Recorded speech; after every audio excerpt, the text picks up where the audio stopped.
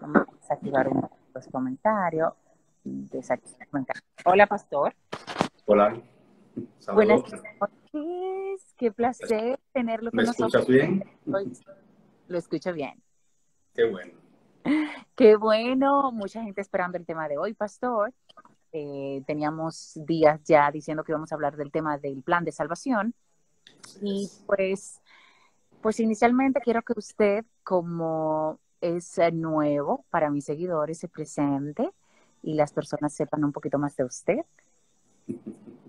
Bueno, mi nombre es Gerardo Bautista Brazován, así que actualmente soy pastor de la Iglesia Adventista desde 1994. O sea, ya tengo 26 años de pastor, aunque en mi adolescencia, hace más de 38 años, pues me convertí a la Iglesia Adventista, a la fe adventista.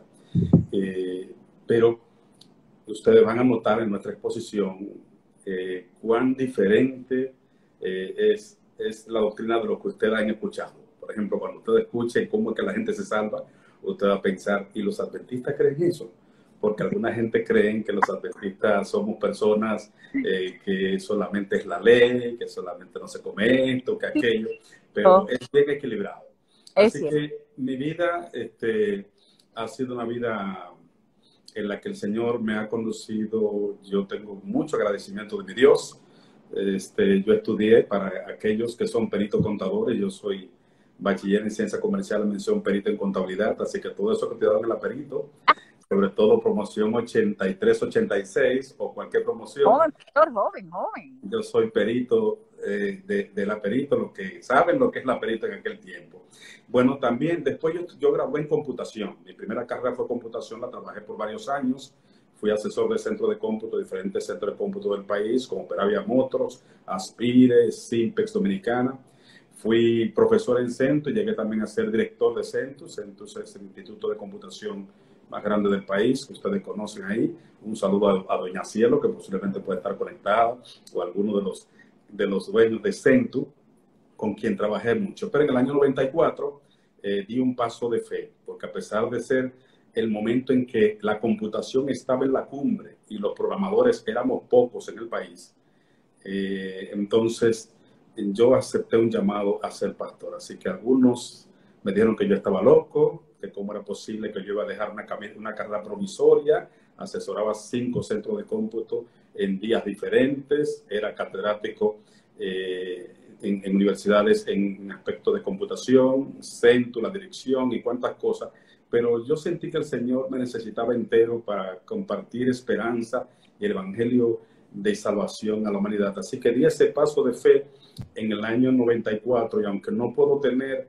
esas aspiraciones económicas que legítimamente tiene todo profesional, pero he recibido muchas bendiciones de Dios y sobre todo el gozo más grande es ver cómo puedo aportar para que personas puedan tener cambio de vida, cómo rescatar hogares. Me gozo cuando veo jóvenes que estaban perdidos en la droga y hoy tienen hogares estables y desde cualquier lugar me saludan. Gracias porque usted me ayudó. Ese es mi paga, ese es mi gozo. Así que desde el año 94 pues he sido pastor de diferentes iglesias, tanto en San Cristóbal, específicamente en el municipio de Cambita, como también en barrios como Los Alcarrizos. Fui pastor también de la iglesia de Piantini. Llegué a ser departamental de la Asociación de Iglesias. En el periodo pasado fui el secretario ejecutivo, que es una especie de vicepresidente, y actualmente, para gloria de Dios, estamos presidiendo la Iglesia Adventista en el territorio, lo que llamamos la Asociación Central Dominicana, que es el territorio de la Iglesia Adventista en el país, que dirige gran parte del Distrito Nacional, el municipio de Santo Domingo Oeste y toda la provincia de San Cristóbal. Allí, pues ese es nuestro territorio con 284 iglesias, más de 64 pastores que administramos y llevamos paz. Y somos de la gente, para aquellos amigos que conocen a Radio Amanecer Internacional, somos de Radio Amanecer Internacional, la voz de la esperanza. Excelente, pastor. Pues con ese preámbulo podemos iniciar de una vez. Deme un segundito. Edwin, mami, Edwin está ahí. Perdóneme, pastor. Ok, bueno, pues vamos a empezar porque no se puede empezar sin ese, porque ese ya te está, porque ese está atento con en la mano, ese está casi bautizado. Eso es increíble con ese hombre. Entonces, pastor, es algo muy importante que tengo aquí. que es mi Biblia, porque usted sabe, pastor, que aquí vamos a leer la Biblia. Aquí usted va a ser el instrumento de Dios, el Espíritu Santo, pero aquí vamos a leer la Biblia. Y yo quiero iniciar rápidamente con una preguntita que tengo aquí bien práctica. ¿Qué es la salvación? En pocas palabras, realmente, ¿de qué nos salvamos, pastor? Bueno, me gustaría, antes de responder esa pregunta, si quieren, me gustaría tener una oración para asegurar que los amigos pues puedan comprender la palabra de Dios, porque la palabra de Dios es maravillosa y hay muchas cosas que podemos aprender en ella. Si me permiten, podemos orar. Vamos a orar. Dios y Padre, gracias por esta oportunidad. Bendice a cada persona que se ha conectado a esta transmisión y bendice aún los que han de conectarse. Y, oh Dios, cualquiera sea la situación por la que esté pasando, cualquier amigo o amiga que esté conectada, queremos que tú le visites de manera especial y que este mensaje, a la luz de la palabra de Dios, que no proclama una iglesia, no proclama una religión, proclama lo que dice la palabra de Dios. Que cada amigo, no importa su confesión religiosa, pueda encontrar en la Biblia la respuesta a sus verdaderas inquietudes humanas. En ti confiamos. Danos sabiduría para comprender tu palabra. En el nombre de Jesús. Amén. Bueno, la palabra salvación me gustaría definirla, pero en el contexto del plan de salvación. Porque la palabra salvación, que es básicamente salvación, lo que vamos a tratar en este conversatorio con detalles muy importantes, tiene que ver mucho con ese concepto de plan de salvación. El plan de salvación es más que la estrategia divina o el plan que Dios ideó a raíz de el mal expandirse. Es decir, cuando Dios hizo a Adán y Eva tenía un plan. Y ese plan lo puso en acción cuando la pareja pecó, porque el plan, la constitución divina, lo que es la ley eterna de Dios, dice que la paga del pecado es muerte. Así que imaginen la tristeza de Dios cuando Adán y Eva, corona de su creación, pues transgreden los principios de Dios. Y entonces Satanás pensó que Dios iba a prescindir de lo más lindo que había creado, que era la raza humana. Así que Satanás pensó, bueno, como ellos pecaron, tiene que matarlos. Así que entonces, incluso Satanás dijo, y si no los elimina a ellos, entonces a mí hay que otra vez restituirme allá en la corte celestial, porque él se había revelado. Así que él pensó que había puesto a Dios en un dilema, porque ¿cómo Dios podía ser justo y misericordioso y al mismo tiempo cumplir con su ley? Porque la ley dice que la paga del pecado es muerte. Entonces, exacto, ¿cómo yo puedo salvar esta raza humana sin que tampoco viole mi ley, que es eterna? Así que Dios salió con una jugada que Satanás hasta hoy está admirado, asombrado. ¿Cuál fue la jugada? Cuando ustedes van a Génesis capítulo 3, Dios, en vez de hacer que descienda fuego ante la pareja transgresora, Adán y Eva, entonces lo que toma es un corderito y lo da a ellos. Y entonces Satanás se asombra porque es un corderito. Y ve entonces que le da muerte a ese corderito. Y Dios toma la piel del cordero y le hace delantar y viste entonces a la pareja. Entonces Dios, en Génesis capítulo 3, verso 15, se apresta a decir algo mirando a la serpiente. Ustedes saben, lo que ha leído el libro de Génesis, que una serpiente habló a Eva y le contradijo a Eva lo que Dios había dicho. Dios había dicho, este árbol, que de paso era una fruta, no se lleven de ninguna especulación morbosa de que el pecado de Adán y Eva consistió en la intimidad sexual. El sexo nunca ha sido pecado. El sexo... Eso hay gente que lo menciona. Sí, hay gente que dice que el pecado de Adán y Eva consistió cuando ellos se juntaron como pareja. Esa es una distorsión de la versión bíblica. Porque el sexo entre dos personas casadas, y Dios lo había casado al mismo sexto día que los creó, el sexo entre dos personas casadas es santo, es creado por Dios. Lo que ha venido a ser aberrante, feo y pecaminoso son todas las distorsiones del acto ilícito sexual. Pero la intimidad de dos personas casadas es algo santo, como todo lo que Dios creó santo. De manera, y recuerden ustedes que Dios le dijo, multiplíquense, llenen la tierra y sojuzgadla antes de pecar. Y no hay ninguna otra forma que sepamos los que estamos casados cómo pueden multiplicarse dos personas. De manera que cualquier persona que le dice a usted que el pecado de Adán y Eva consistió en que ellos tuvieron intimidad, eso es falso. El pecado consistió en la desobediencia. Dios, de todos los árboles del huerto, se reservó uno como una prueba de lealtad. Entonces ellos oyeron a la voz de Satanás a través de la serpiente que le dijo, no es verdad. Lo que Dios sabe es que si ustedes comen de ese árbol van a ser igualitos que Él. Seréis como dioses, sabiendo el bien y el mal. Y los hizo codiciar en la posición de Dios que Él también había codiciado. Así que dice el texto bíblico que Eva comió engañada por la serpiente. Llegó a Adán y Adán también comió así como ella, dice Génesis capítulo 3. Pero entonces, cuando ustedes notan que Dios busca a la pareja y hay toda una conversación y todo un lloro, una tristeza, porque por primera vez un ser vivo muere. Adán lloró cuando vio que ese corderito le dieron muerte y él sabe que ese corderito está muriendo por su causa. Lloró cuando a ese corderito lo desgarraron y entonces con esa piel le hicieron un delantal. Pero entonces Dios, mirando a la serpiente, se apresta a decir unas palabras y Satanás tiembla. ¿Sabe por qué Satanás tiembla? Porque él sabe que lo que Dios le va a decir a la serpiente es a él que se lo van a decir, no a la serpiente. Porque la serpiente es un animal indefenso utilizado por el enemigo del mal. Entonces, en Génesis capítulo 3... Todavía indefenso. Ay, en Génesis capítulo 3, sí, porque déjame decirte, y tú vas a ver en alguna otra, eso será otro tema, la serpiente era uno de los animales más lindos de todo el campo. Eso tenía una belleza extraordinaria. Lo que pasa que a raíz de la transgresión, pues Dios la hizo arrastrarse y le dio otro tipo de matiz que la gente hoy le tiene miedo.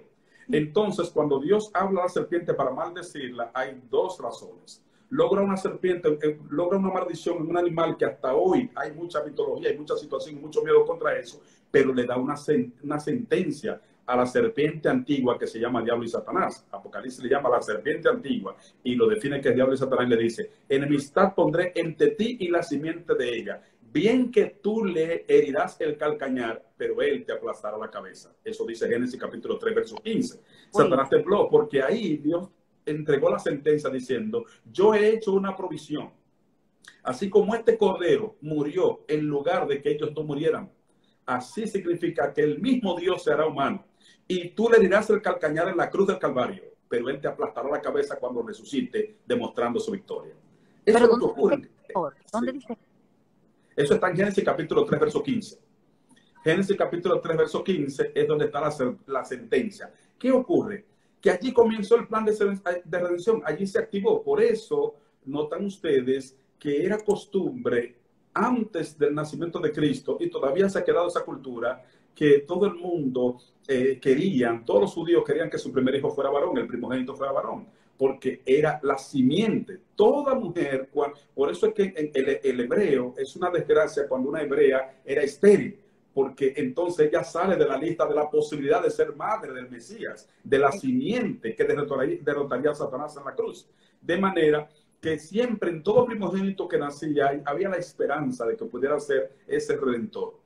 Hasta que a medida del cumplimiento del tiempo, como dicen los evangelios, el mismo Dios se hizo humano a través de una virgen, nació, vivió 33 años y medio sin pecar, y ese registro de vida santa la coloca en el registro de cualquier hombre pecador, y entonces nos hace digno de la salvación. El plan de salvación, por lo tanto, es que Cristo muere en el lugar de la raza humana para que ninguno se pierda, sino que todo el que acepta lo que Cristo hizo por la cruz, entonces tiene vida eterna. De manera que la salvación... El plan de salvación inicia desde cuando Adán y Eva pecaron. Perfecto. Es un plan que Dios concibió porque siempre, cuando el Señor crea una raza humana libre, capaz de decidir, está el riesgo de desobedecer. Así que Dios tenía un plan porque en la raza humana Dios no había hecho planetas ni había hecho pajaritos. Esos pajaritos que se levantan a las 5 de la mañana y le dan un concierto, Dios se goza. Pero Dios sabe que lo programó para eso. Esos planetas, cuando dan esa vuelta extraordinaria, esos planetas, esos astros, Dios se goza. Pero el gozo de Dios no es tan grande porque Él sabe que Él lo programó para eso. El gozo de Dios está cuando un ser humano como tú y yo, que tenemos la capacidad de decidir y elegir, elegimos adorarlo. De manera que Dios decide arriesgarse y dice: vamos a ser un hombre conforme a nuestra semejanza, que tenga capacidad de elegir. Por eso, entonces, eso era un riesgo. ¿Por qué? Porque el ser humano podía elegir ser fiel a Dios, a lo que había dicho, como también elegir desobedecer, como ocurrió. Pero Dios activó su plan y entonces desde Génesis capítulo 3, verso 15, dijo que Él mismo se haría humano para morir en lugar de la raza humana. De manera que la salvación no es más que el plan que Dios ha hecho para que ningún ser humano muera eternamente, sino que Él murió esa muerte para que todo aquel que lo acepte a Él tenga vida eterna. Ahora nuestros amigos, Karen, saben ahora a qué se refiere acepta a Cristo, deja que Cristo entre en tu corazón, te convertiste a Cristo. Cuando usted le dice acepta a Cristo, lo que está diciendo es acepta lo que Cristo hizo por ti en la cruz del Calvario. Exacto. Porque tú y yo somos pecadores. Nuestro pecado no nos recomienda para la salvación. Pero cuando aceptamos a Cristo, Cristo entra a nuestro corazón y nos cambia. Y entonces en el cielo, en nuestro registro, en el libro de la vida, ocurre algo extraordinario. Agarran todos los años que tú has pecado y todo tu pecado y lo quitan de ahí. Y los 33 años y medio de vida perfecta de Cristo te lo registran como si fuiste tú que hiciste toda esa obra buena que Cristo hizo. Entonces, como cada cosa es del color del cristal con que se mira, el Padre nos ve limpio porque nos mira a través del cristal de Jesucristo. ¡Qué lindo! Es impresionante la salvación.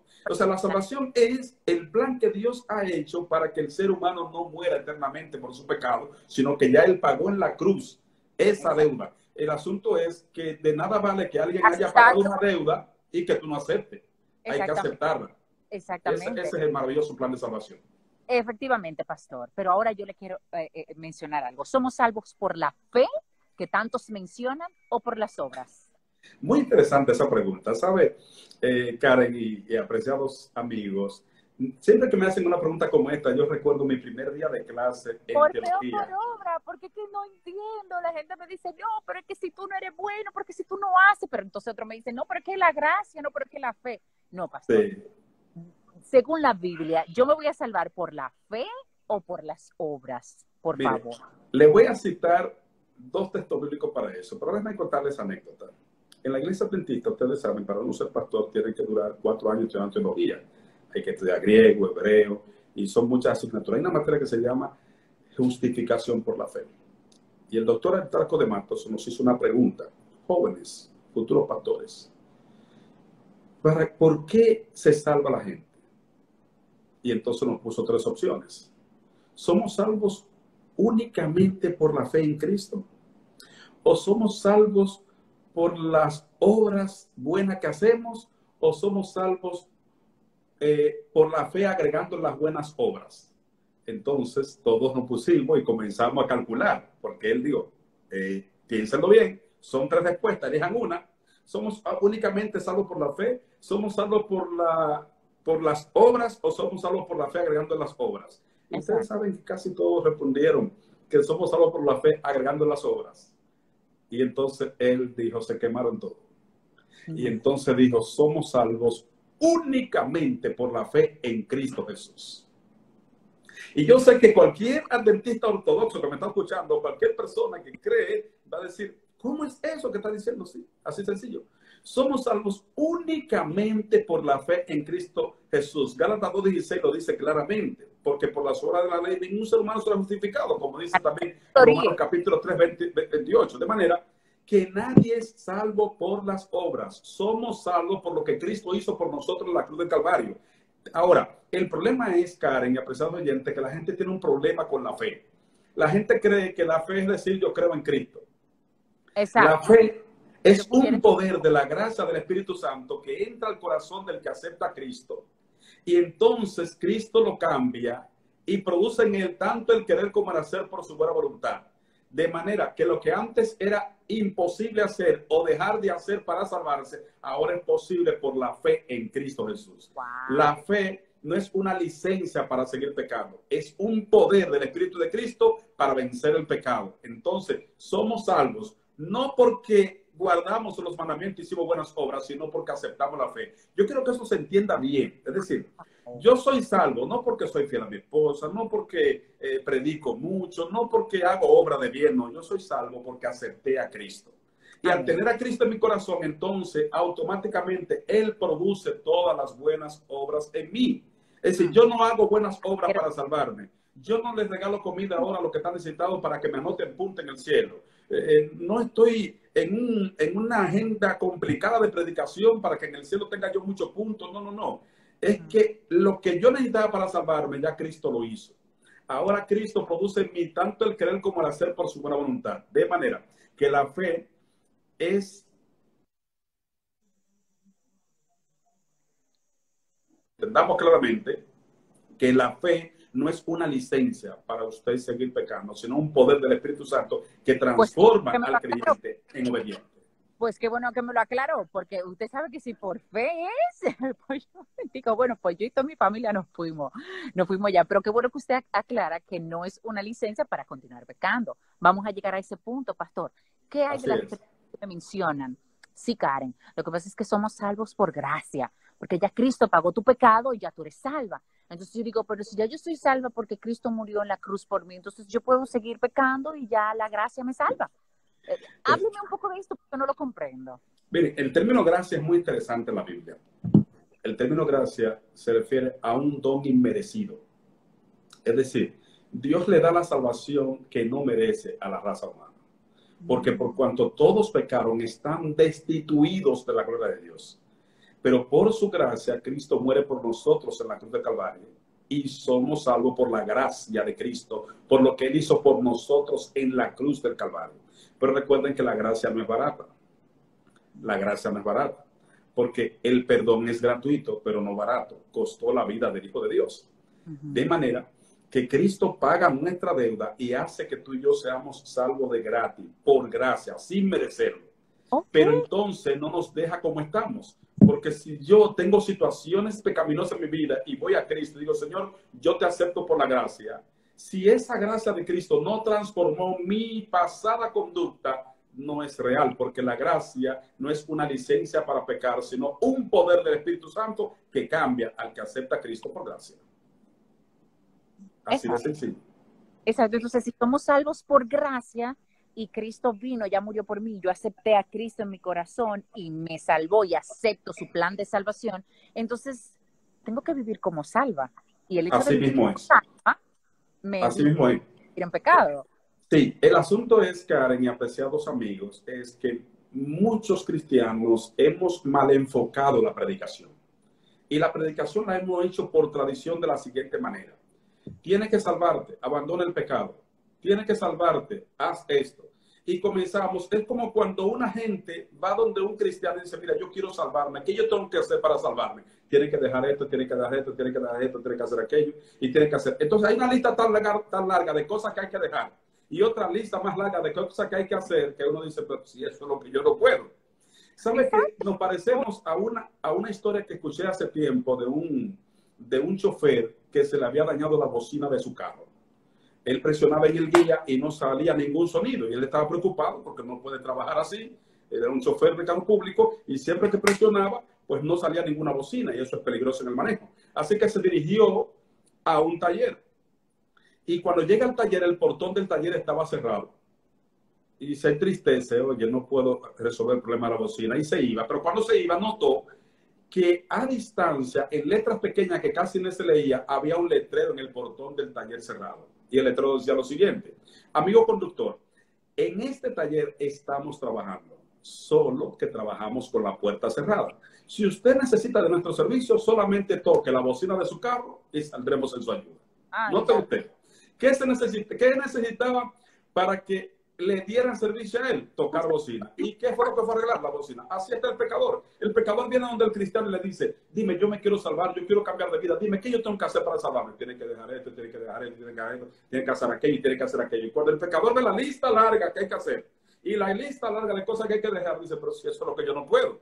Pero si fuéramos como Cristo predicó en Mateo capítulo 11, verso 28, Mateo 11, 28, Cristo dice, venid a mí todos los que estáis trabajados y cargados, que yo los haré descansar. Escuchen bien.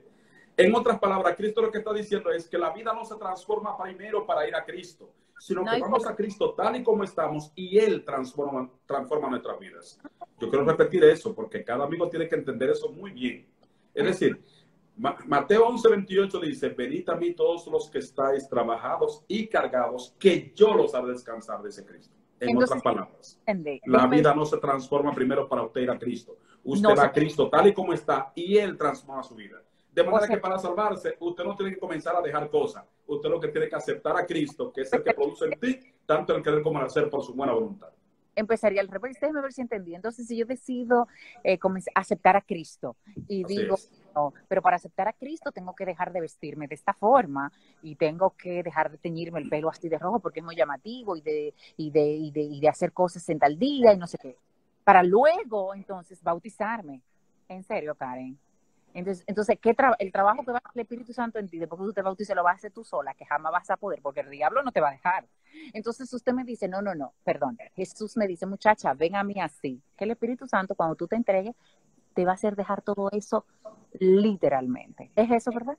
Ese es el Ese es el orden. asunto, porque la razón, y voy a decir algo muy, muy fuerte para los amigos y para cristianos, la razón por la que mucha gente que desea ser cristiano no lo ha hecho es porque primero se ha puesto un reto solo de cambiarse él para ir a Cristo.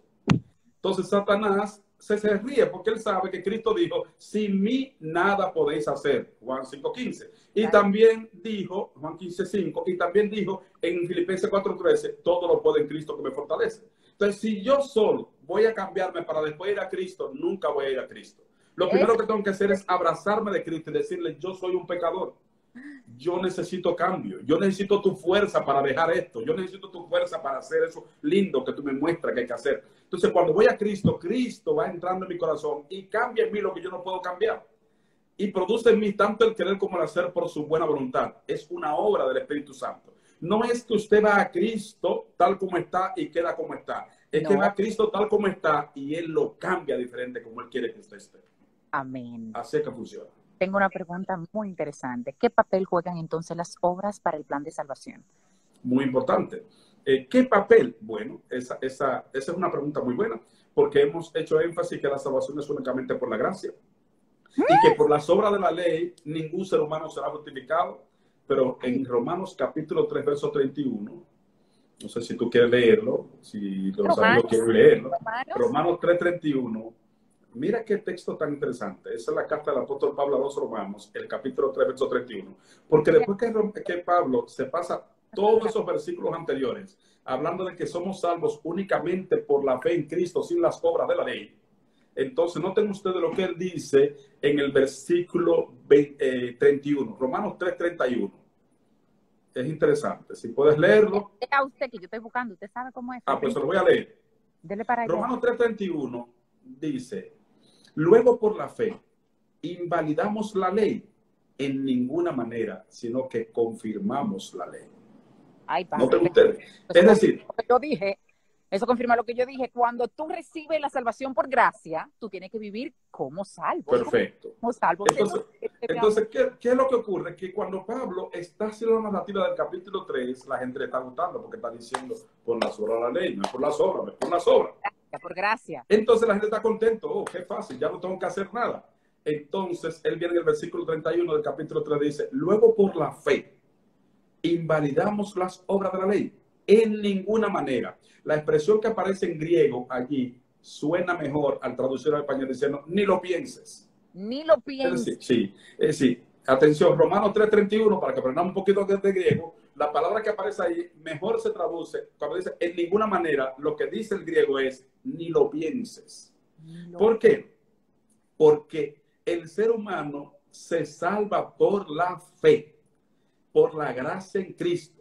Pero esa gracia no es una licencia para seguir pecando, sino un poder del Espíritu Santo que transforma al individuo y lo pone en armonía con sus santos mandamientos y hace buenas obras, no para llegar a salvarse, sino precisamente porque ha sido salvado.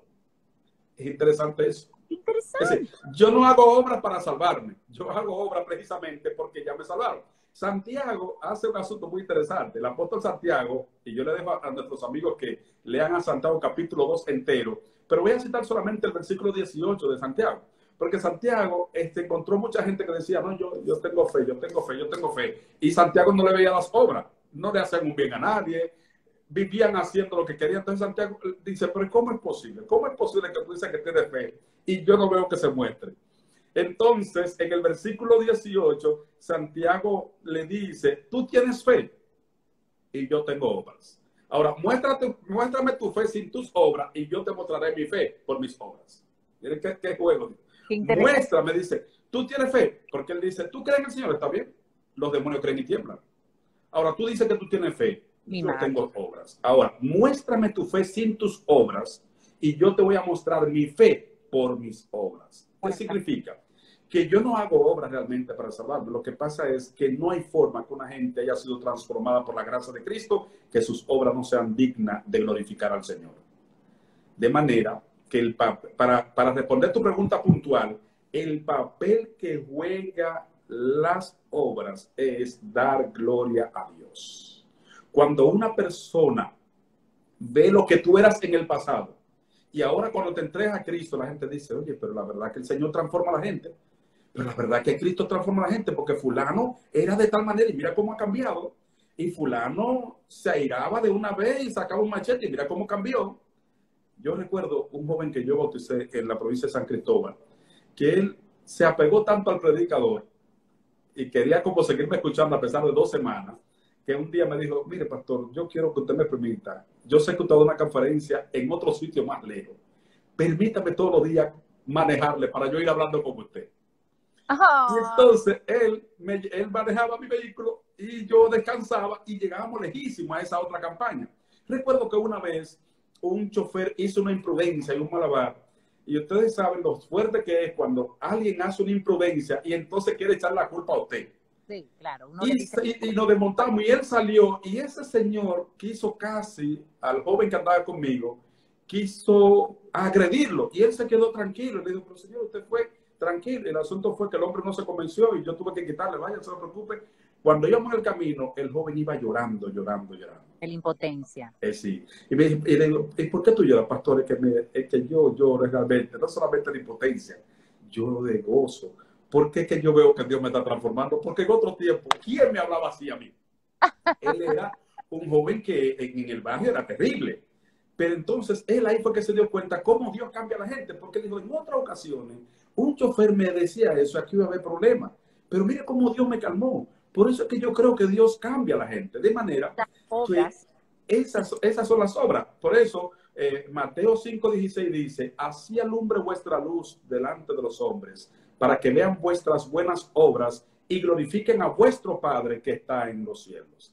Las buenas obras que hacemos no tienen el objetivo de anotarnos punto allá, ni decir que bueno soy. Tienen el objeto de glorificar a Dios, porque Dios es glorificado cuando dicen, oh, pero mira cómo era fulana, y mira ahora cómo es con el Señor. Pero mira de qué manera era, y mira ahora cómo es. De manera que el Señor que realmente da esa transformación especial. Esa transformación la del Señor. O sea, usted responde mi pregunta fácilmente. Las obras no juegan un papel en la salvación, pero sí juegan un papel muy importante porque son para glorificar el nombre de Dios. Perfecto. Aunque algunos me dirán, bueno, pero yo veo que se van a preguntar por las obras en el día del juicio o cuando nos salvemos, porque hiciste esta obra, hiciste esta obra. Realmente las obras son para el universo que ve, pero Dios ve el corazón. Y entonces va a exhibir la salvación de sus hijos a través de las obras. Es decir, el universo que no conoce el corazón como Dios lo conoce, necesita que Dios le muestre evidencia. Y Dios va a mostrarle las buenas obras de sus hijos. Pero no son esas las que realmente nos han salvado. Lo que nos ha salvado es la fe en Cristo Jesús. Amén. ¿Dónde vamos a leer? Permíteme entonces la pregunta para darte respuesta. Por favor.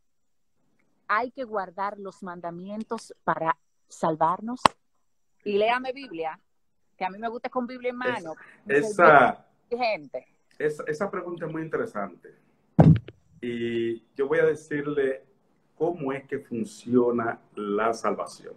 Okay. Esa pregunta de que hay que guardar los mandamientos para salvarse, he sido muy enfático en decir que yo no guardo los mandamientos para llegar a salvarme, sino que precisamente guardo los mandamientos porque ya he sido salvado por Cristo. Cuando vamos a Romanos... Al paso. Vamos a Romanos. Para esto bien, porque es que necesito hablar con fundamento cuando a mí me... Pues yo soy así. Romanos. Vamos para Romanos. Romanos capítulo 3, verso 20. Ok, vaya leyendo, pastor. Que yo lo voy anotando aquí para leer. Sí, Romanos capítulo 3, verso 20 te está diciendo... entiendo que la pregunta que me está haciendo es si hay que guardar los mandamientos para salvarse. ¿Hay que guardar los mandamientos para salvarse? ¿Sí o no? Léame la Biblia, dígame, ¿qué está pasando? ¿Debo o no Lo que debo? pasa es que ahí hay que invertir el hecho. Es decir, yo no guardo los mandamientos para salvarme. Yo guardo los mandamientos porque me salvaron. Porque Romanos capítulo 3, verso 20 dice que por las obras de la ley ningún ser humano será justificado. ¿Qué significa? Lo que estamos diciendo es lo siguiente. Es decir, hay personas que pueden guardar los mandamientos y perderse. ¿Por qué? Porque solamente fuerza de voluntad. Solamente hay que tener fuerza de voluntad. Ahora, ¿cómo es que se guarda la ley? Como Cristo enseñó que los mandamientos se guardan. Se guardan cuando Cristo mora en el corazón. De manera que la pregunta no sería si yo voy a guardar los mandamientos para llegar a salvarme, sino, ¿qué me salva a mí? Me salva el aceptar a Cristo. Y al aceptar a Cristo, Cristo produce en mí sus buenas obras y me pone en armonía con sus santos mandamientos. Aunque la ley no salva, la ley condena. Es importante, porque algunos han preguntado, ¿y la ley salva? Claro, la ley no salva, pero condena. Sí. ¿Por qué condena? Bueno, simplemente porque si tú dices que eres salvo por la fe en Cristo y hablas mentira o roba, entonces la fe en Cristo no ha obrado en tu corazón. Por lo tanto, que te perderá no porque robaste o porque hablaste mentira, sino porque Cristo no entró a tu corazón y te cambió para estar en armonía con los mandamientos. Eso es importante entenderlo porque el hecho de predicar salvación por obras, como se ha hecho a través de todos los siglos, ha hecho que la gente quiera ganarse el cielo. Hay gente que hace muchas cosas para ganar el cielo. Es igual que el ayuno. La gente cree que el ayuno es una huelga de hambre a Dios. Sí, la gente dice, yo voy a ayunar para que Dios me resuelva esto, como si fuera una huelga de hambre a Dios. Cuando el ayuno no es más que una decisión de dejar que el estómago tenga libertad para que la sangre que usa el estómago en una digestión se la deje al cerebro y tú tengas más capacidad para discernir la voluntad de Dios. Efectivamente. El ayuno no va a cambiar a Dios, el ayuno lo va a cambiar a nosotros.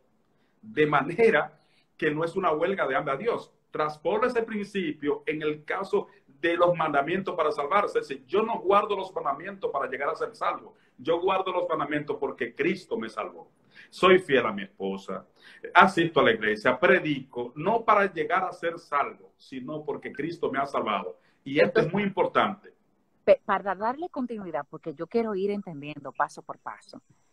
Si acepto el plan de salvación, acepto que Cristo murió por mí, acepto que ya Él pagó mis pecados, debo entonces vivir como salva. O sea, si yo acepto eso en mi vida, Cristo obra en mí y la convivencia con Cristo es la que me ayuda a estar en armonía con su ley divina. Así mismo una es. persona guardar los mandamientos. Ah, pero que usted me respondió ahí mismo. Entonces, si yo guardo los mandamientos, pero no he aceptado a Cristo y hago un esfuerzo de voluntad, no estoy en nada. Es por eso que Porque dicen que es la ley que salva. en ningún otro hay salvación que no sea en Cristo. El que confiesa que Jesucristo es el Señor es que será salvo. Entonces, ¿qué evidencia que Cristo, que aceptaste a Cristo cuando cambias y muestras las buenas obras? De manera que no te salvaste por las buenas obras, te salvaste porque aceptaste a Cristo y Él produjo en ti buenas obras. En otras palabras, yo no guardo los mandamientos para llegar a salvarme. Yo los guardo precisamente porque acepté la persona de salvación que se llama Cristo y Él produjo en mí tanto el querer como el hacer por su buena voluntad. De manera que lo que era imposible hacer o dejar de hacer por la carne, ahora es posible por el poder del Espíritu de Cristo que por la gracia transformó mi corazón. Así de sencillo. Así de sencillo. Así que si hay alguien que está tratando de guardar los mandamientos para salvarse, está equivocado. Está equivocado. Lo que tiene que es aceptar a Cristo y Cristo te dará poder para guardar sus mandamientos. Es decir, entonces, no que el que mata... Si acepto a Cristo. Yo acepté a Cristo, yo me bauticé, yo acepté a Cristo y porque Cristo es el que salva y yo me estoy ganando esta salvación y acepté a Cristo. Pero hablo mentira. Entonces, no es cierto. Porque Cristo, dice la Biblia, el que dice que está en él debe andar como él anduvo. Es decir, no hay forma. Yo te puedo buscar esta cita fácilmente. Esa es una de las citas del apóstol. Hay que andar como él anduvo. hay que andar como él anduvo. Claramente dice el apóstol Juan en una de sus cartas, que está diciendo que si alguien dice que está en Cristo, debe andar como él anduvo. Eso dice 1 Juan capítulo 2, verso 6. 1 Juan capítulo 2, verso 6 dice, el que dice que permanece en él, debe andar como él anduvo. E incluso también en esa misma carta dice, el que dice yo le conozco y no guarda sus mandamientos, el tal es mentiroso y la verdad no está en él. Porque no hay forma de que Cristo habite en el corazón que no te dé capacidad para obedecer sus santos mandamientos. Porque Cristo tiene que cambiar. Oiga, qué importante. Entonces el asunto, yo me voy un poquito más allá. Guardando los mandamientos no soy salva. Pero tampoco puedo ser salva si no soy obediente. Ay, no, es demasiado porque me está llamando mentirosa. ¿Cómo tú vas a decir que estás andando como Cristo, pero sin embargo no eres obediente? Ah, no, porque yo no soy salva por la ley. Bueno, pero si no eres obediente tampoco va para ningún lado. Así mismo. Dios mío. Lo que estamos diciendo es que tal como dice en 1 Juan capítulo 2, verso 4, dice, el que dice yo le conozco y no guarda sus mandamientos, el tal es mentiroso y la verdad no está en él. ¿Qué significa? Que yo soy salvo por la gracia, pero esa gracia no es una licencia para yo seguir haciendo lo que quiero y como estaba. Es un poder regenerador que me pone en armonía con sus santos mandamientos. Y el apóstol Pablo lo dice bien claro, el apóstol Juan, capítulo 2, verso 4. Si yo digo que le conozco, debo guardar sus mandamientos. Y sus mandamientos no son gravosos, dice él. Sus mandamientos son vida, son paz. Y mucha paz tiene lo que guardan los mandamientos de Dios. Amén. ¿Puedo salvarme sin ir a ninguna iglesia? Esa es una pregunta muy interesante, Karen. Yo de mi casa, acepté a Cristo, soy obediente y todo, y excelente, pero no voy a ninguna iglesia. ¿Puedo ser salva? Esa pregunta tiene una respuesta mucho más contundente. La salvación no es un acto egoísta, sino que la salvación es un acto de bondad y de dar. ¿Qué significa? La salvación no es yo me tranco en mi casa, no le hago mal a nadie y guardo lo que Dios dice y ya me salvé. Nadie se va a salvar solo. Todo el mundo tiene que ayudar a más personas para salvarse. Por lo tanto, al congregarnos en una comunidad de fe, nos ayudamos a salvar porque crecemos juntos y nos organizamos para salvar a otros. El apóstol autor del libro de los Hebreos, en Hebreos capítulo 10, verso 25, dice claramente, no dejen de congregarse como algunos tienen por costumbre y tanto más que ustedes están viendo que aquel día se acerca. Romanos 10, 25 nos manda a congregarnos. De manera que habrá personas en el pasado que Dios lo va a salvar y nunca forma una iglesia. Pero en este tiempo del fin, el que tiene el conocimiento de lo importante que es perseverar en Cristo, necesita asistir a una comunidad de fe. Debe congregarse. Para alimentar tu fe. Porque tú te imaginas unos hermanos que no estén escuchando los testimonios de otros hermanos cuando Dios lo sacó y ese milagro, lloraron fervientemente. ¿Qué es lo que mantiene a un hermano y eficaz en verdad en Cristo? Te dice que en esa cita de hermanos nos manda a congregarnos. Sí, en la cita de Hebreos 10, 25. Sí, Hebreos 10, 25 dice, no dejen de congregarse, según algunos tienen por costumbre, y tanto más cuando ustedes están viendo que aquel día se está acercando. Lo que significa eso, que el Cristo favorece. Toda la Escritura habla de congregación. Dios siempre ha tenido una congregación, Dios siempre ha tenido un pueblo. Nadie se va a salvar a sí mismo solo. Es decir, tenemos que ayudar a crecer a otros y otros nos ayudan a crecer en la fe. Por eso es importante la congregación. Y también nosotros nos organizamos para alcanzar a otros. Porque si yo veo la salvación desde un punto de vista egoísta, yo me quiero salvar, me tranco en mi caso, guardo todo lo que yo sé que dice la Biblia, ahí hay problema, porque la salvación nunca tiene un sentido egoísta. Dice que lo mismo que recibimos lo que recibimos por la misma gracia, tenemos que darlo también con esa misma gracia. Y si conociste al Señor, muestra cuán bello es el Señor. Amén. ¿Cómo se entiende Marcos 16? Porque es una cita que la tengo aquí marcadita y quisiera que usted con la Biblia en mano me la explique, pastor. ¿Cómo se entiende Marcos 16:6? Marcos 16:16, Marcos 16:16 dice, el que creyere y fuere bautizado será salvo, mas el que no creyere será condenado. Es decir, es una cita muy fuerte, pero Cristo fue categórico. Cristo está diciendo que hay dos condiciones para salvarse: creer y ser bautizado. ¿Qué significa eso? Que Marcos 16:16 está utilizando un conjuntivo y. ¿Recuerdan ustedes la ley de verdad de la conjunción, de la disyunción y de la negación? El conjuntivo y el disyuntivo o son diferentes. Si Cristo hubiese dicho, el que creyere o fuere bautizado será salvo, con cualquiera de los dos me salvo. Pero Cristo dijo, el que creyere y fuere bautizado, usando un conjuntivo y que indica que las dos condiciones tienen que darse para que sea verdadero todo el resto. ¿Cómo? De manera que Marcos 16:16 está diciendo, el que creyere y fuere bautizado. ¿Qué está diciendo ahí? Que hay dos condiciones: creer y ser bautizado para salvarse. Pero otra vez te digo, hay gente en el pasado, abuelos nuestros, indígenas nuestros, que no se bautizaron y Dios los va a juzgar conforme a la fe que tuvieron. Ahora, el pecado está en aquel que sabe hacer lo bueno y lo hace. Entonces, si ya sabemos que Cristo le dijo a Nicodemo que tenía que bautizarse, porque fue a Nicodemo que él le dijo, tiene que nacer del agua y del espíritu. Y en Marcos 16:16 está diciendo, el que creyere y fuere bautizado será salvo. Son dos condiciones para la salvación: creer. Después que tú crees, tienes que mostrar públicamente a la gente lo que ocurrió en el corazón. ¿Por qué dice y ser bautizado Cristo? Por lo siguiente: porque el que cree, ha ocurrido algo en lo oculto del corazón que solamente lo sabe él y el Señor. ¿Qué fue lo que pasa en el corazón? ¿Qué pasó en el corazón cuando una persona creyó? Que él le dio espacio a Cristo con el Espíritu Santo en su corazón. El Espíritu Santo mató al viejo hombre de pecado en el corazón e hizo nacer a una nueva criatura y le dio una nueva vida.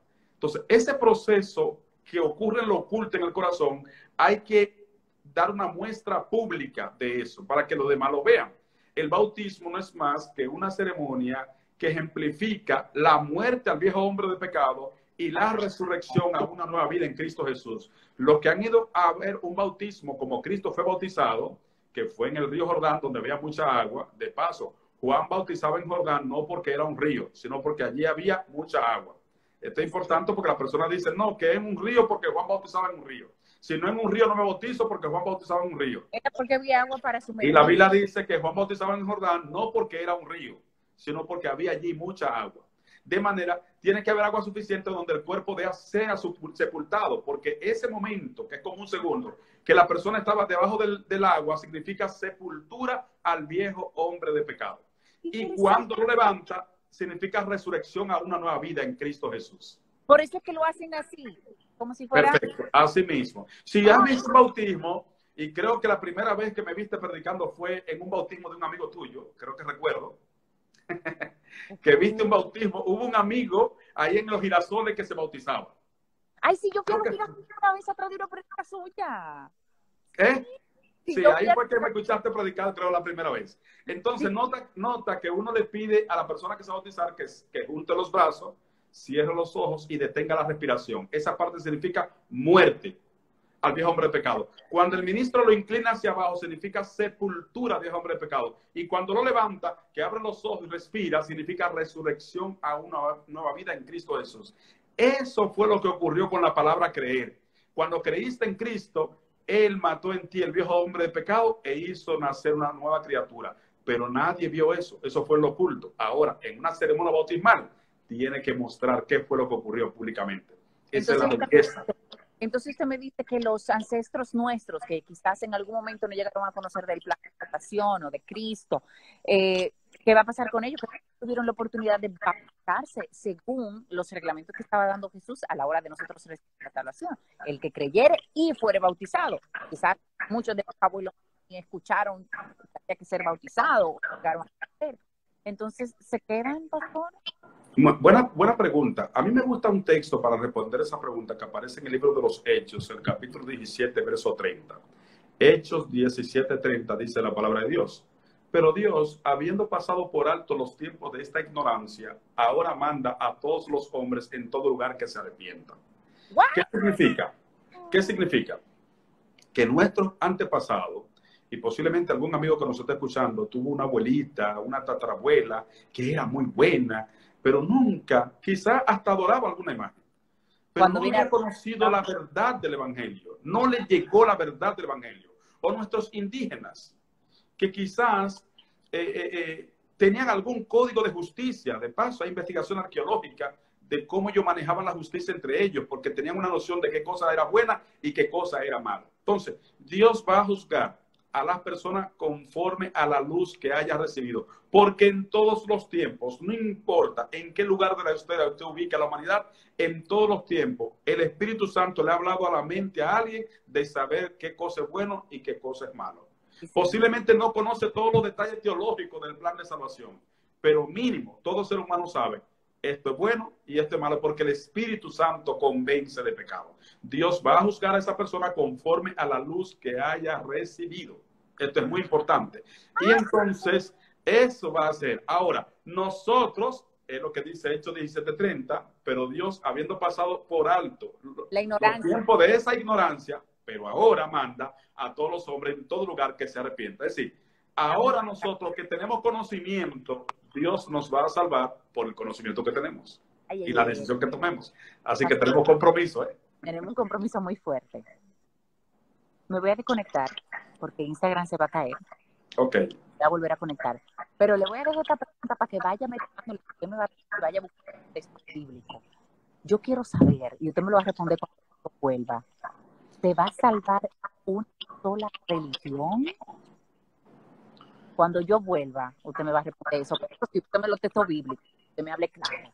No hay problema. Por favor, vuelva a conectarse, por favor, para volver a inducir aquí. Ok, no se pierdan esa respuesta. ¿Se va a salvar una sola religión? ¿Una sola religión? Vengo ahora, pastor. Ok. Biblia en mano. Bueno, bueno, aquí hay una pregunta muy interesante que se ha hecho, que si solamente se salvará una religión. Esa pregunta es muy importante. Yo quisiera que los amigos le presten atención, porque siempre Dios ha tenido un pueblo. Lo importante es que siempre se sepa, siempre Dios ha tenido un pueblo. El Israel del antaño, y en el tiempo del fin, tanto Apocalipsis 12:17 como otro texto habla de un pueblo que Dios tiene al final del tiempo.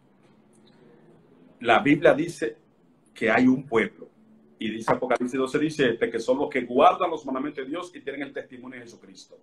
Ahora bien, el pueblo real de Dios, el pueblo de los salvados de Dios, hoy está en dos dimensiones. Está en una dimensión visible y una dimensión invisible.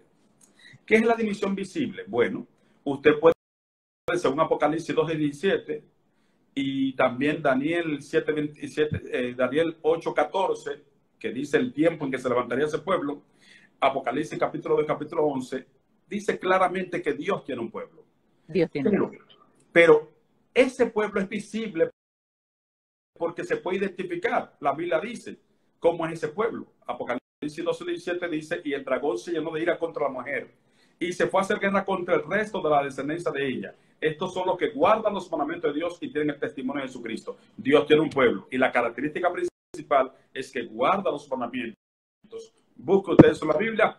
No es este tema decir cuál es la iglesia verdadera. Ahora bien, la mayoría de la gente que se va a salvar todavía no está militando en el remanente fiel. Es importante eso. Eso es así.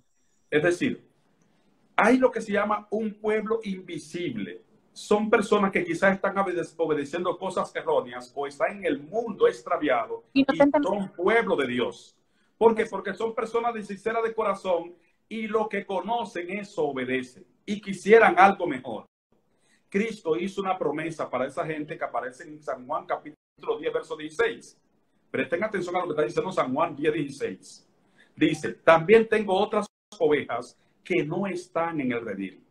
Aquellas también me conviene traer. Ellas oirán mi voz y habrá un rebaño y un solo pastor. ¿Qué significa? La Biblia nos deja claro que Dios tiene pueblo en muchos sitios. Hay personas que ahora mismo están en caminos muy extraviados, pero son sinceros de corazón. Y cuando oigan la voz de Cristo, antes de que la gracia se cierre, van a obedecer. Hay personas que quizás están en religiones que nos parecen conductas inconsistentes con el texto bíblico, pero son gente sincera. Y Cristo dijo, tengo otras ovejas que no están en el redil, las cuales me conviene traer. Es decir, me conviene traer, ellas oirán mi voz y habrá un rebaño y un solo pastor. A esto Cristo se refería también cuando decía, no son todos los que están, ni están todos los que son. Esa expresión de Cristo, lo que está diciendo es que en el mundo cristiano, las personas que profesan salvación, no todos están de sinceridad con el Señor, porque no han querido ser sinceros. Sin embargo, Dios le está dando tiempo para que cambien. Ahora, tampoco están todos los que son. ¿Qué significa? Que hay otros que son pueblo de Dios y serán salvos, que todavía por alguna razón no han aceptado el llamado. Posiblemente alguien que me está viendo, alguien que está conectado, es de esos salvados que debe tomar una decisión y tener vida eterna con Cristo. Así que, ¿qué significa eso? Que no podemos decir de una sola religión, Dios va a salvar a un pueblo. Dios tiene un pueblo. Dios tiene un pueblo. Y eso tendría que ser tema de discusión, de otro tema. Pero la característica de ese pueblo de Dios, el pueblo de Dios es el que guarda sus mandamientos. Sí. Apocalipsis 12:17 dice, el dragón se llenó de ira contra la mujer es iglesia.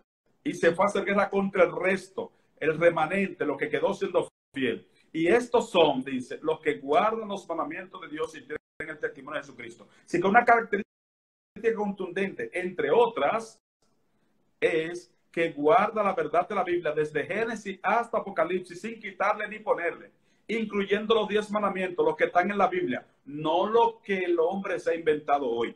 Entonces, ese es un pueblo que Dios tiene. Ahora, hay multitud de gente que está adorando lo que no sabe. Hay multitud de gente en un mundo perdido y extraviado que cuando oigan la voz del príncipe de los pastores, Cristo Jesús, van a oír su voz como Cristo profetizó y las va a traer a su redil antes de que la gracia se cierre. Y ya eso está ocurriendo. Wow. Entonces, Apocalipsis también dice claramente en el capítulo 18, versículo 4, dice claramente, salid de medio de ella por lo mío. Se está refiriendo a la multitud de confusión del tiempo del fin. Dios está llamando a salir a su pueblo fiel. De manera que hay mucha gente fiel que está adorando lo que no sabe y que está envuelto en muchas confusiones propias de la Babilonia del tiempo del fin. Y hay personas también que están en el mundo detrás de placeres, detrás de cosas que lo tienen confundido, aunque en su corazón quieren el deseo. Tú puedes preguntarle a muchas personas, ¿tú te quieres salvar? Sí, me quiero salvar. Yo quisiera ser cristiano, yo quisiera volver a la iglesia. Pero son gente de Dios, fieles. Lo que Dios está haciendo un trabajo tan grande para que antes de que la gracia se cierre, esa gente vuelva al redil de Cristo. Entonces, esto es muy importante. Entonces usted me responde, cuando yo le pregunto, ¿se va a salvar una sola religión? Usted me responde según la Biblia, se va a salvar el único pueblo de Dios. El pueblo de Dios está en todas partes, tanto aquellos que son obedientes, quizás no son obedientes inocentemente, pero que dice la Biblia que cuando el pastor hable, su oveja escuchará y va a haber un solo pastor, un solo redil y un solo pastor, ¿verdad? Un solo pueblo va a haber. Esa es el pueblo de Dios que está en todas partes. Cuando entonces Dios hable a esas iglesias o a esas personas y oyeren su voz y son obedientes, entonces esa es la iglesia de la que habla la que guarda sus mandamientos. Perfecto. Dios tiene un pueblo a través del cual quiere alumbrar al mundo. Dios eligió en el Antiguo Testamento a Israel y a través de Israel quería salvar al mundo entero. No era Israel solamente que Dios quería salvar, era todas las naciones. Nosotros somos de Israel. Sí, no, primo. ¿Cómo dice? Nosotros tenemos que hacer algo de Israel, primo. Claro que sí. Nosotros somos el Israel espiritual. Oh. ¿Qué significa el Israel espiritual? Bueno, que ahora hay un pueblo que debe seguir todo lo que Dios ha dicho y proclamar la verdad al mundo. Entonces, todo lo que es pueblo de Dios, que está ahora mismo en sendas extraviadas, ya sea en el mundo o creyendo quizá algo inconsistente a la Biblia, es gente sincera que va a escuchar su voz. Se va a cumplir literalmente la profecía de Cristo en Juan 10:16, también tengo otras ovejas. O sea, si tengo otras es porque yo tengo un redil, que no son de este redil, dice él. O sea, que él tiene un redil. Aquellas también debo traer a este redil. Ellas oirán mi voz y habrá un solo rebaño y un solo pastor. Lo que significa que al final del tiempo va a haber solo dos grupos. Si ustedes ven hoy muchas religiones, al momento antes de Cristo venir van a haber dos grupos. Los que siguieron obedeciendo lo que el mundo le dictó y los que escucharon la voz de Cristo, del príncipe de los pastores, y vinieron a su verdad plena que está en la Biblia, desde Génesis hasta Apocalipsis, sin quitarle ni ponerle, incluyendo sus 10 mandamientos originales. Wow, o sea, para mí y para mis espectadores en este momento es muy fácil reconocer el pueblo de Dios.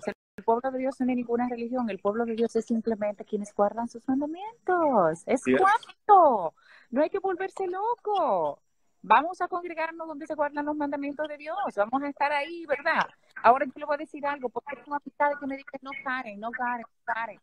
Solamente se van a salvar 144,000 amigas que me dicen, Karen. Son 144,000 los salvados, porque la persona 144,000, 144,000. Yo digo, pero caramba, pero entonces Dios será un Dios injusto, porque yo haciendo todo para ganar la salvación y yo no sé si va a estar en esos 144,000 y me dejan fuera. Bueno, esa es una confusión que algunos han hecho una interpretación sobre Apocalipsis 7:4. En el capítulo 7 de Apocalipsis y en otros lugares se habla de la multitud de los salvados al final del tiempo. Es un grupo que estaremos de pie cuando Cristo venga. Los salvados que estén vivos son los 144,000. La otra multitud que habrá Apocalipsis son los que serán resucitados cuando Cristo venga. Todos los justos que están en el sepulcro, que son más, entonces, desde Abel, el primer justo que registra la Biblia en morir, desde Abel hasta el último que haya muerto antes de la vida de Cristo, todos los fieles que están en el sepulcro se levantarán. Esa es la otra multitud.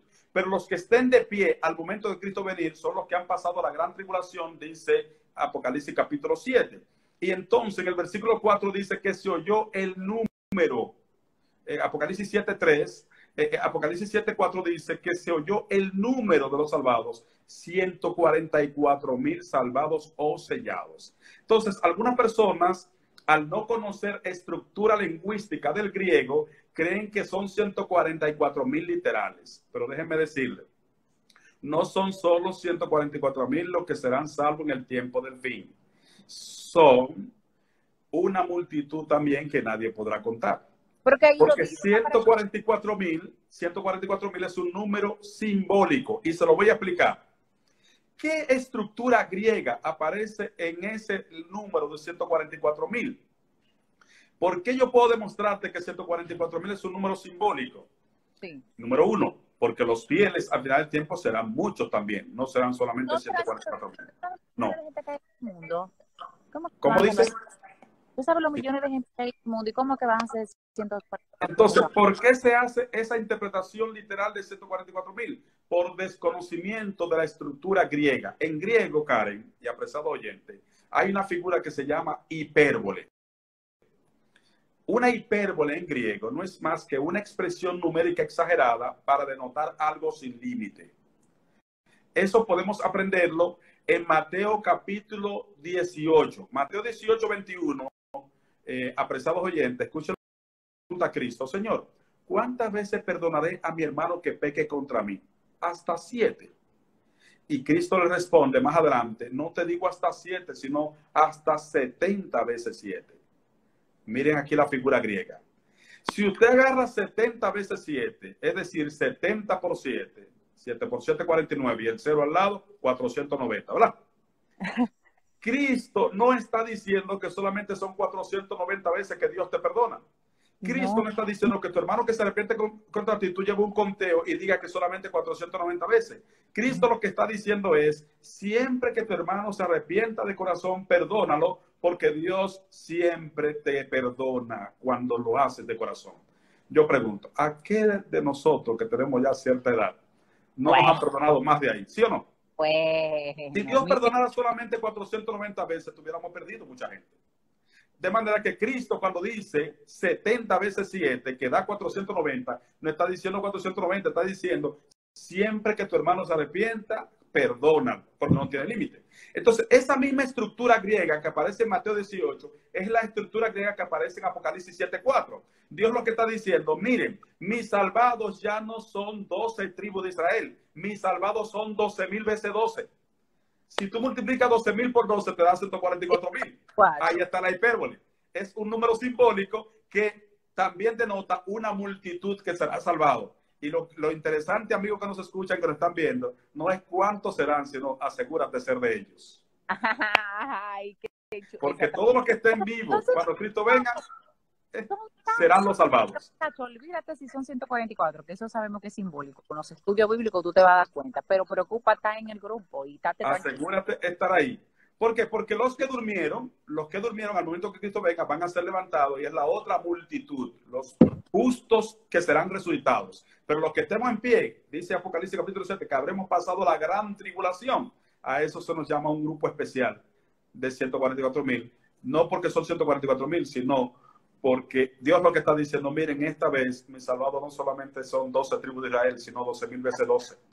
Amén. Es decir, miren cuánta gente he salvado y me fueron fieles al final del tiempo. Amén. Pastor, para terminar, sí. ¿Qué debo hacer para salvarme? Déjame comenzar a anotar. Muy buena pregunta. Bueno, como ya ustedes vieron en una pregunta anterior, la técnica mía no es decir qué hay que hacer y qué no hay que hacer. Yo recuerdo un amigo del barrio, cuando me vio predicando en una tarima de esa campaña gigantesca que daba al aire libre, me dijo, mira, yo vi que tú todo lo demostraste con la Biblia, y es verdad, Cristo viene y hay que salvarse, yo me quiero salvar. Pero yo siento como que en la iglesia hay muchas cosas que hacer. Así que mira, hazme una lista, me dijo él, hazme una lista de qué es lo menos que yo hago y con eso me salvo. Oiga eso. Él quería saber si hay una lista de lo mínimo que uno debiera hacer para salvarse y ya. Entonces yo lo miré y le di una respuesta que hasta hoy él se ríe cuando nos encontramos. Yo le dije, mira, si conocieras a Dios como es tu privilegio conocerle, no estarás averiguando qué es lo menos que hago para salvarme, sino qué es lo más que puedo hacer para agradar al Dios que ya me ha salvado. Amén. Así es decir, la salvación no es cuáles cosas voy a hacer para salvarme. No, es que ya a mí me salvaron. Y ahora yo hago muchas cosas que me inspiran, que salen del corazón porque me salvaron. Entonces, ¿qué es lo que yo debo hacer para salvarme? Solamente rendir mi corazón a Cristo. Nicodemo, un doctor de la ley, fue con una preocupación de noche. Y fue de noche porque le daba vergüenza a Nicodemo, que siendo él un doctor que manejaba la Torá, es decir, se la sabía entera, es decir, desde Génesis hasta Deuteronomio, eso era el dedillo. Y todo el Antiguo Testamento lo dominaba. Pero él tenía una pregunta. Señor, ¿qué yo tengo que hacer para salvarme? Y Cristo le dio una respuesta sencilla. Tienes que nacer de nuevo. Y él dijo, ¿cómo yo voy a otra vez entrar al vientre de mi madre y nacer? No, lo que te estoy diciendo es, el que no naciere del agua y del espíritu no puede ver el reino de Dios. ¿Qué significa? Nacer del agua y del espíritu. Del espíritu, porque cuando acepta a Cristo, el Espíritu Santo entra a tu corazón y te hace una nueva criatura. Y del agua, porque das un testimonio público de que Cristo te hizo nuevo. Y Hechos 16:31 tiene una promesa muy linda para todo el que me escucha. Hechos 16:31 tiene una promesa linda para todo el que me escucha. Y la madre de Karen, yo sé que se aferra a esa promesa. Miren qué promesa más linda. Cuando Pablo y Sila fueron apresados, en vez de llorar y quejarse por las heridas de los latigazos que le dieron, lo que se pusieron fue a hacer un culto en la cárcel con los presos y comenzaron a cantar. Exactamente. Y cantaron tanto que dice el texto bíblico en el libro de Hechos, capítulo 16, que se conmovieron los cimientos de la cárcel y hubo un gran terremoto y se abrieron las puertas de las cárceles. Cuando el carcelero ve aquello, que todas las puertas de la celda están abiertas, tomó la espada para tirarse encima de ella. Y Pablo le dijo, no te hagas daño, que estamos todos aquí. Porque él pensó, si se escapó un preso de eso, yo soy muerto. Y dijo Pablo, no se ha escapado nada. Mira, prende. Entonces le trajeron ahí la antorcha y vio que ninguno se movió. Y cuando él vio esa maravilla, cayó de rodillas y dijo, señores, díganme, ¿qué yo tengo que hacer para ser salvo? Y Hechos 16:31 le responde, cree en el Señor Jesucristo y serás salvo tú y tu casa. ¿Qué significa? Cuando creemos en Cristo, cuando le aceptamos por la fe, cuando Él mora en el corazón y cambia nuestra conducta y la pone en armonía a sus santos mandamientos, no solamente nos salva a nosotros, sino que la cadena sigue y se salvan nuestros familiares. No porque con Dios conectando uno conectan 100, como decía la salsa aquella, sino que al conectar a Cristo con la vida de tu familia, la influencia del Espíritu Santo va a convencer aún más. Y por amor a ti que creíste, Dios hará diligencias increíbles por salvar a los tuyos. Así que si alguna madre, si algún padre, si algún cristiano me está escuchando y está gimiendo porque su familiar, su hijo, su primo, cualquier familiar se salve, tú creíste en el Señor Jesucristo. Amén. Y Él te va a dar por el testimonio y por la oración el que sean salvos tú y tu casa.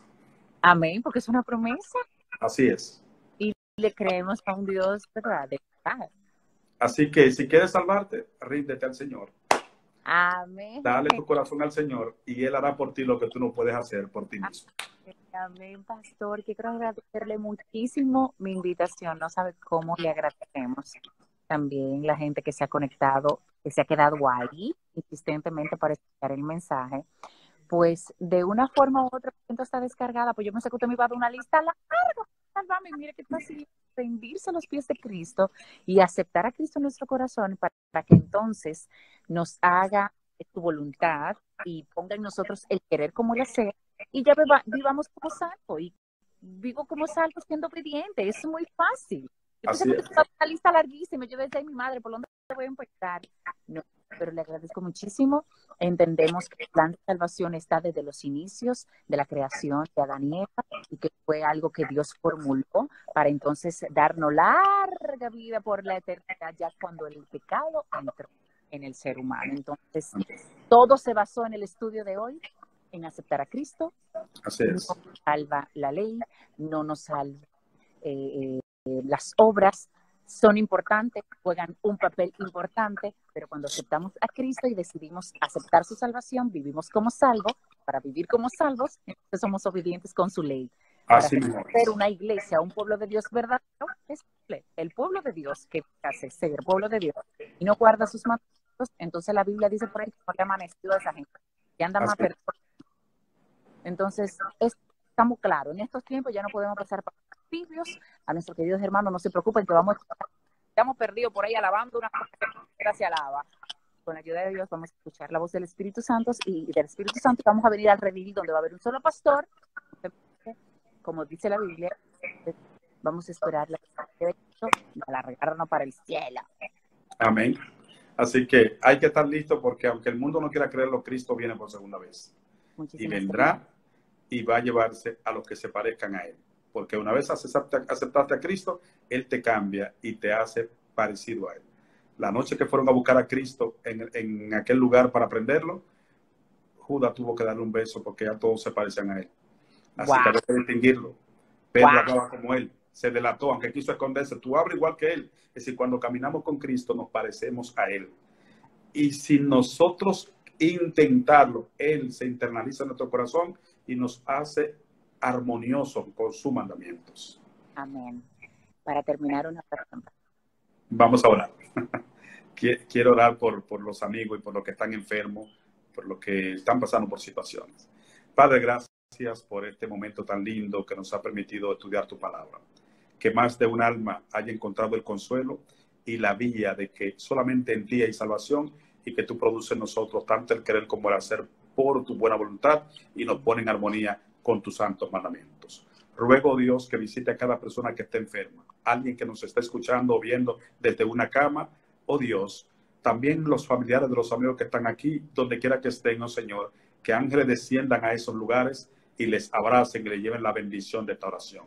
Bendice a Karen y su familia, bendice a su esposo, bendice a su niño, bendice a todos los de ellos, oh Dios, y que ella constantemente pueda recibir tu gracia y siga siendo una influencia para que otros puedan conocer la verdad del Evangelio.